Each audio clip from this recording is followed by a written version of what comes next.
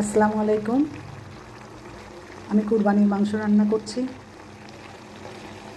মাংসের সাথে সমস্ত মশলা একবারে মাখিয়ে নিয়ে এখন কষায় নিচ্ছি। মাংসের থেকে এখন পানি অনেকটা বের হয়ে আসছে। আমি এখন এটাকে ঢেকে দিব যতক্ষণ পানিটা না শুকায় আসে।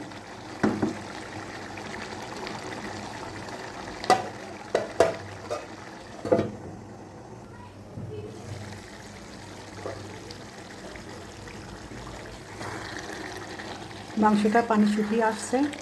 এখন আমি কিছুটা পানি দিব, দিয়ে আরও সেদ্ধ করতে রেখে দেব। পানি দিয়ে দিলাম।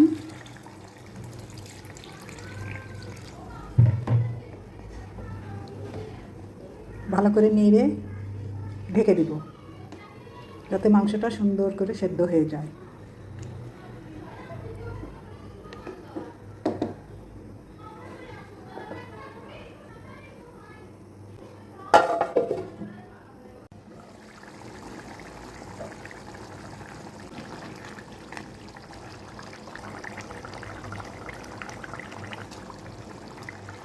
মাংসটা আরেকটু হবে, আরেকটু দমে রাখি।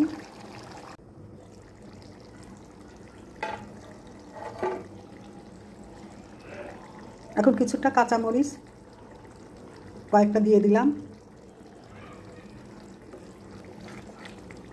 মাংস সেদ্ধ হয়ে গেছে।